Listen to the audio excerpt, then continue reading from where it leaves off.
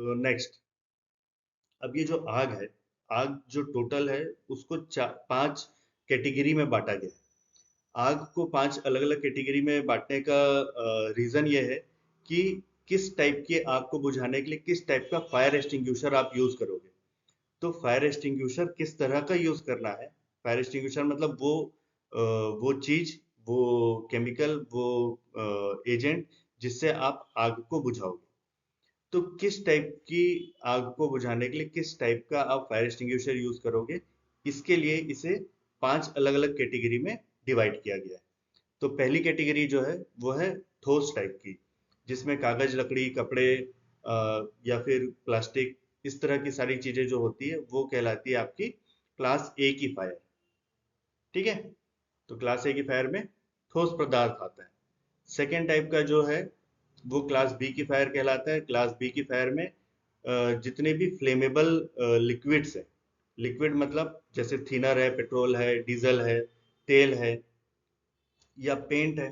Paint हम घर पे जो पेंट करते हैं वो भी लिक्विड टाइप का फ्यूल है जिसमें आग लग सकती है।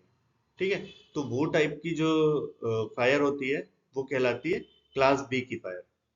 देन आपका है क्लास सी की फायर। क्लास सी फायर जो है वो है लाइव इलेक्ट्रिसिटी, मतलब कहीं पे किसी भी चीज पे लाइट है, बिजली है, और उसमें आग लगी।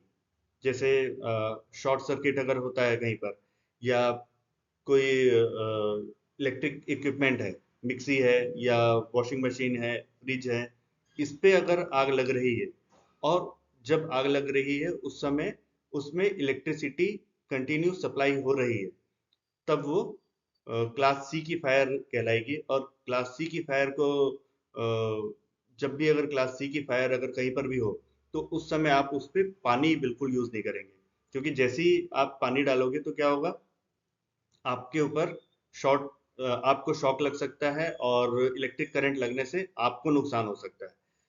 तो जब भी कभी भी इलेक्ट्रिक फायर हो रही है कहीं पे भी, तो आप उस समय पानी का बिल्कुल उपयोग नहीं करोगे। इलेक्ट्रिक फायर को बुझाने के लिए सबसे बेस्ट है CO2।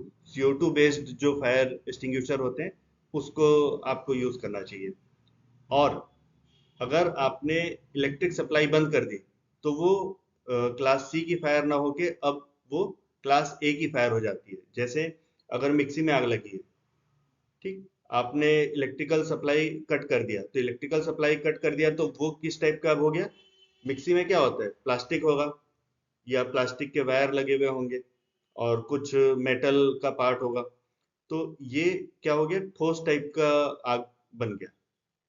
तो उस समय आप क्लास ए की फायर के लिए जो यूज कर सकते हैं फायर एक्सटिंग्विशर, आप वो भी कर सकते हैं। बट अगर आग कंटिन्यू लगी हुई भी है और वहां पे इलेक्ट्रिक सप्लाई भी है, तो उस समय आपको क्लास सी फायर के रूप में उसे कंसिडर करना पड़ेगा।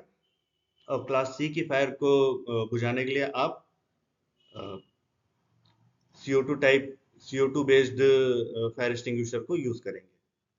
देन आपका क्लास डी का फायर होता है। क्लास डी ऐसे सॉलिड मटेरियल जो कि मेटल टाइप के हैं, मेटल में भी आग लगती है, जैसे सोडियम है, पोटेशियम है, मैग्नीशियम है, ये सारी चीजों पे आग लग सकती है। या एल्यूमिनियम, एल्यूमिनियम की जो डस्ट होती है उस डस्ट में भी आग लग सकती है।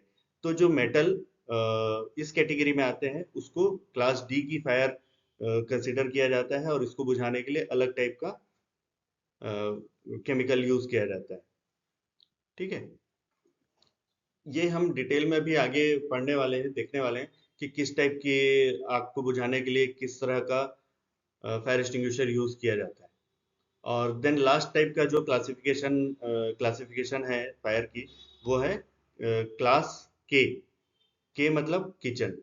किचन में अगर आग लगी है तो किचन में जनरली जो भी आइटम रहती है वो या तो तेल से रिलेटेड चीजें होगी, या तो फैट से रिलेटेड, वसा वसा से रिलेटेड चीजें होगी।